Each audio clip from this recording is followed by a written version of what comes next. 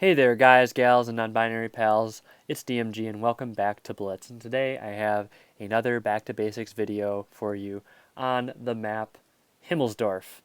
Now, just a quick note before that, let me tell you, the Type 62 Dragon, I was very surprised at my results in it. Let's just go to the quick service record here. I mean, yes, this is totally me bragging right now, but hey, this is pretty cool. So I have certain damage ranges that I set for every tank, right? And yes, the E100 has nothing because I've just played it in ratings a few times, and ratings don't affect stats at all, but it still shows. So if you're wondering why you see 0 and 0%, that's why. But what was I going? Where was I? Tiers.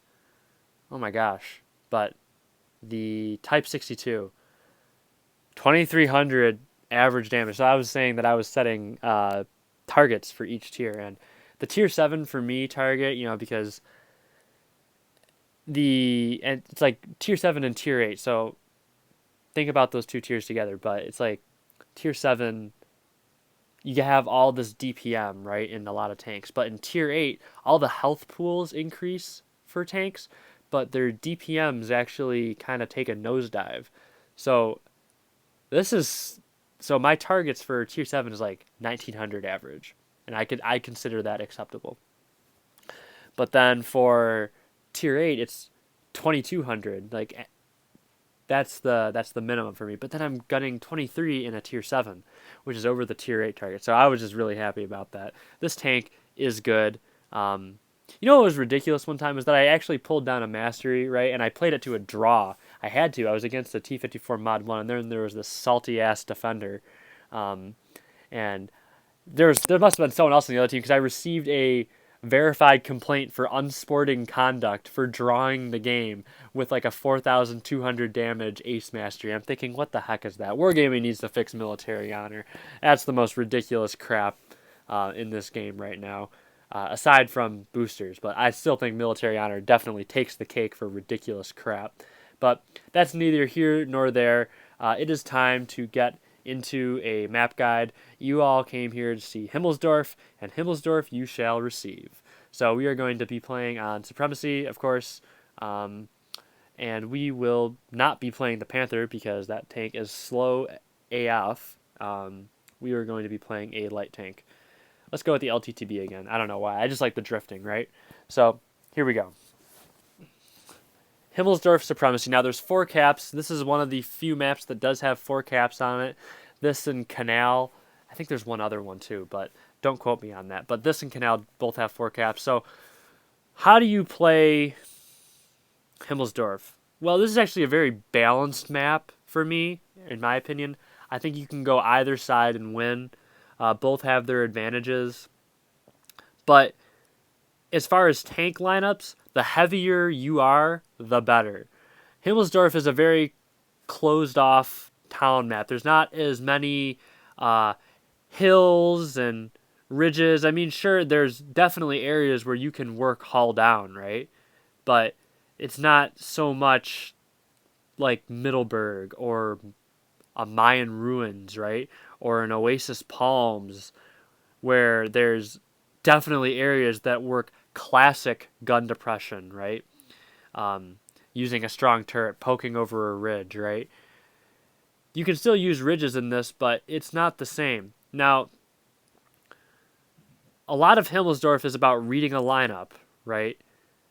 If they have a lot of heavies and you don't have a lot of heavies, don't go to the banana. Now, if you're wondering what the banana is the colloquial, oh my gosh, words, right?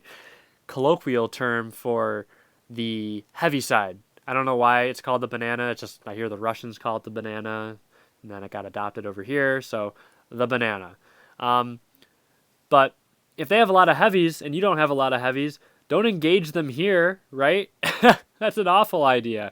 Go to the medium side. But on the other hand, if you have a lot of heavies and they don't have a lot of heavies, go to the heavy side, right? I mean, this is easy, process of elimination.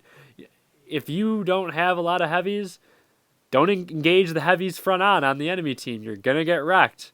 If you have a lot of heavies, you can just bull rush and steamroll their heavies, right? See if anyone on the other team is dumb enough to try and contest you, which, I mean, in Blitz, it's not hard to find noobs, so just saying, you're most likely going to steamroll something. But, oh, look at that drift, that's lovely. But the A side, right? This happens on encounter too. You can still go both ways on encounter. The same logic applies, right? If you have a lot of heavies, go to the banana. If you don't, go to the rail cars. I mean, it's the exact same logic, right?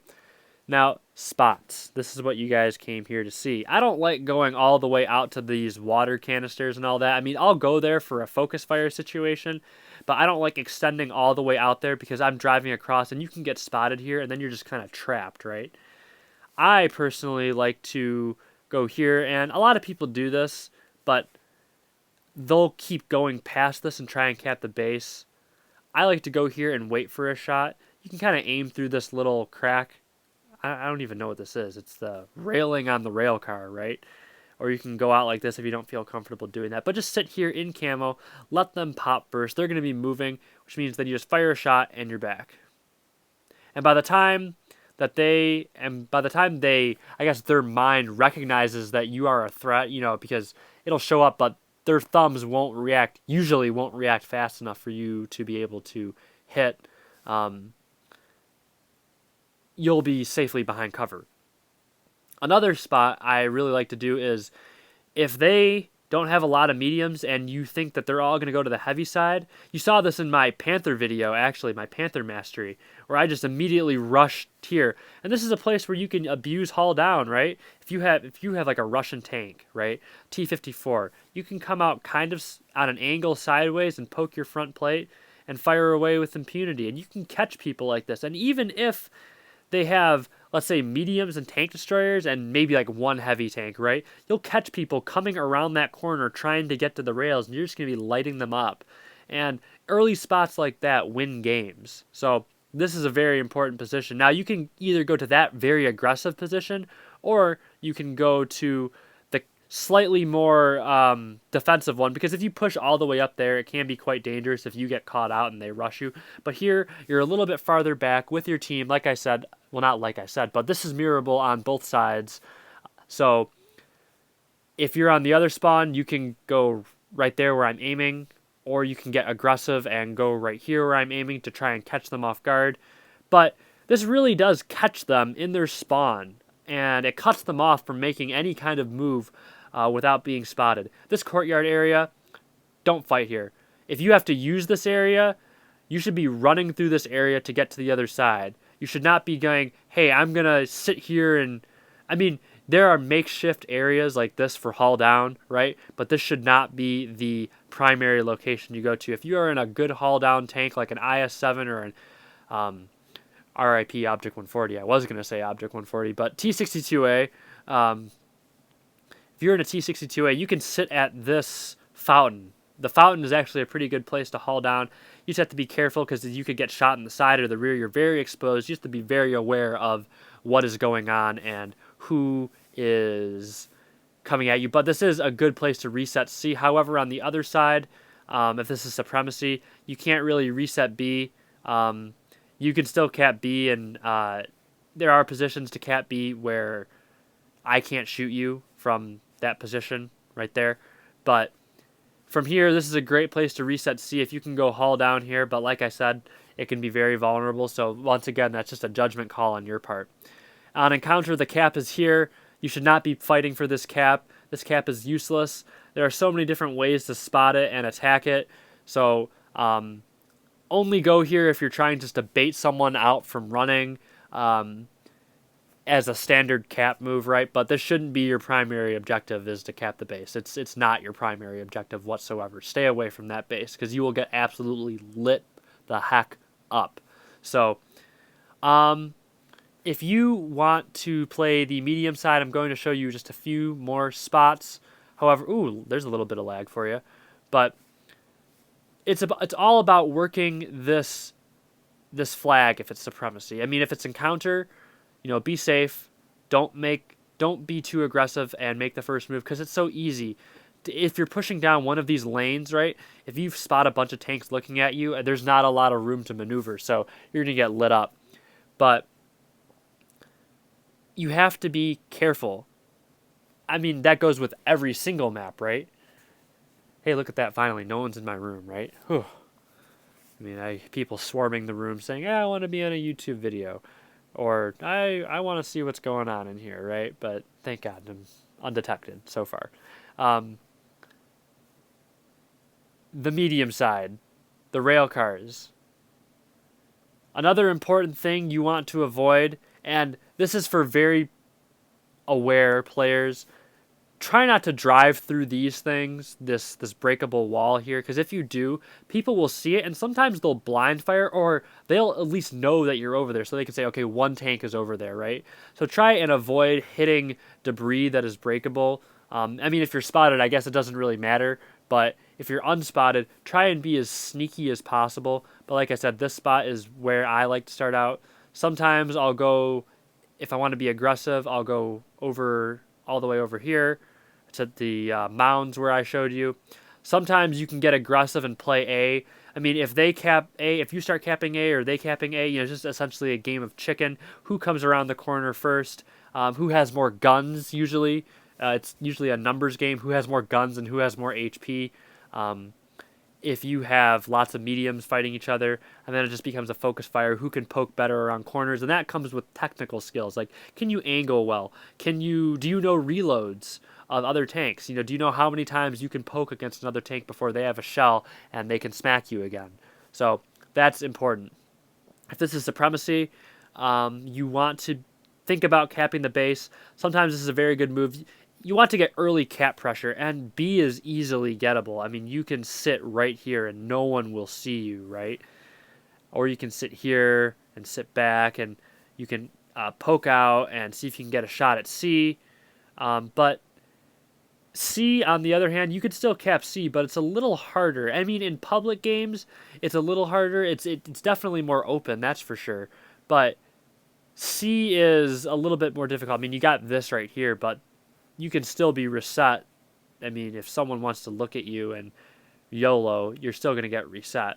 But in public games, a lot of people aren't very keen on resetting caps early, so you can easily cap bases, or cap C early in a public game. Now, keep in mind, the spots that I'm showing you, right, are... And this goes for all the videos. These are for public games. I mean, some of them translate to competitive, so if you're watching these videos to find competitive tournament positions, this is not necessarily what you want to be doing. Just as a disclaimer, I'm going to tell you that right now. Some stuff translates, other stuff doesn't. Some stuff from competitive translates over. Some positions in competitive would be completely useless in public games. So this is for public games, so keep that in mind when you're watching these videos. Look at that, another drift. That's just beautiful.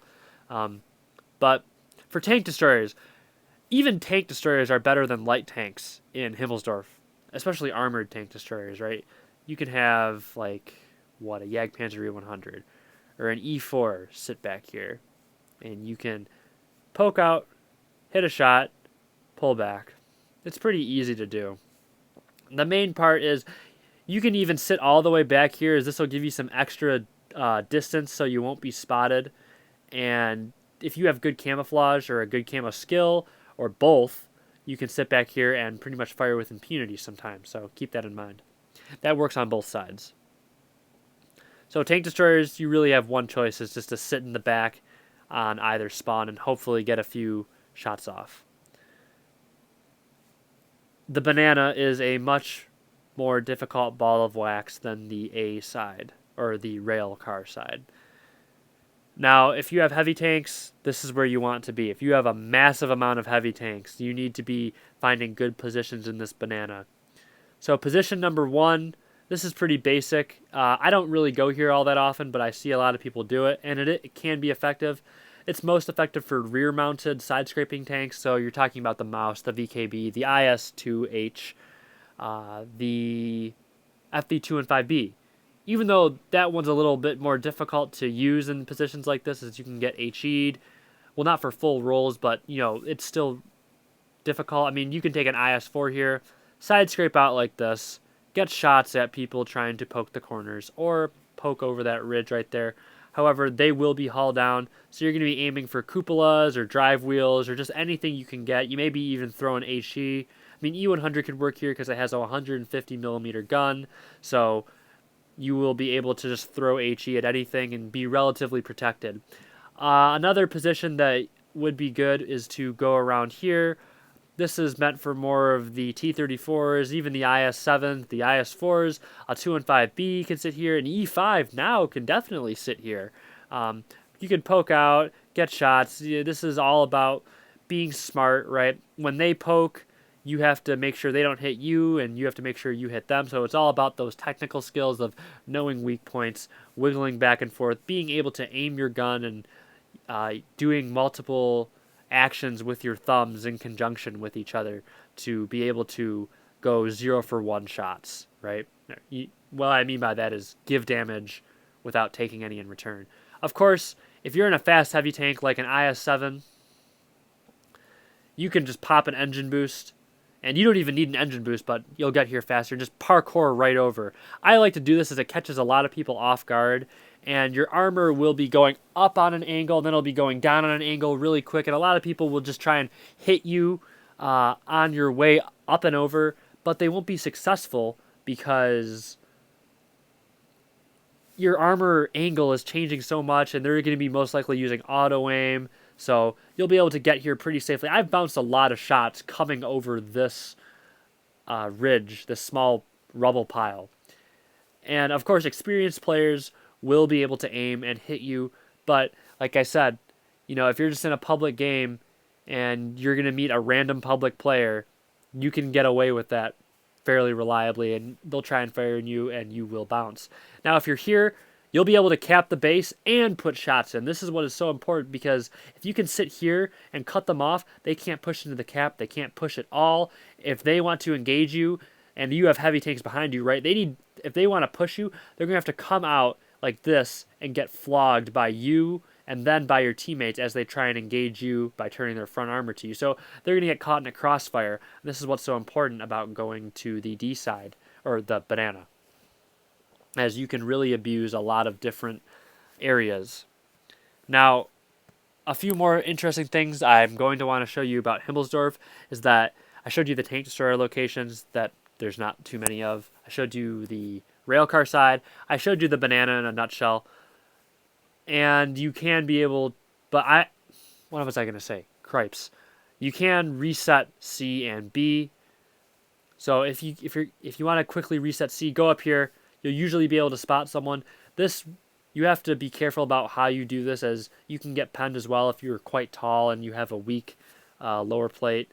But if you're decently strong, if you're like at a T-57 heavy E4 that have the beak, right, that has a strong upper glacis and a weak lower glacis, but it'll be quite protected under this piece of rubble right here. So you can easily reset C from this perch if they're sitting on your right side, or the other perch, right? You can reset C as well if people are trying to hide on the other side. Whoops, LTTB is too fast, right? I think this is why I don't drive light tanks, because too fast it's not good, and if it's too slow it's not that good, but that's just my thoughts. You can reset B from here, right? And keep in mind, when you're resetting caps, you don't need to pen them. So a common tactic that I do, this is why I carry some HE, right? Just fire HE.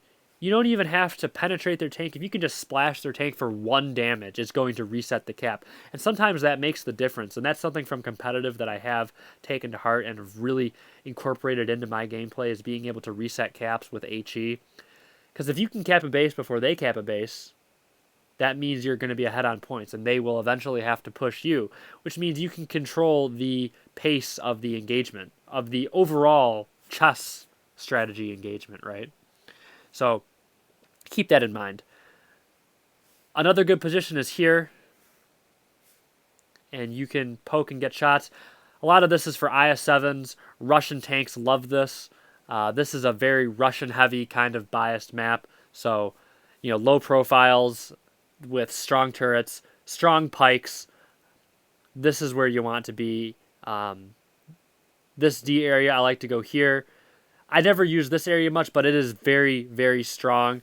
Just keep in mind that if you back up a lot, right, and if someone is on the fountain area, they will be able to shoot your butt, so, or your side. So keep in mind of that. Just be mindful of people going at the fountain. However, a lot of people don't go to the fountain, so in public games, so just it's not too big of a worry, but it's something that you should kind of have on the back burner of your mind. That side scraping position out there is mirrorable on this side, right back here. You can go here and side scrape off of it. Good for an IS4 mouse. Maybe not so much for a mouse because you want the mouse to be up front and have more of a meat shield, but you can see where the rear mounted nature of the mouse would be effective in that scenario.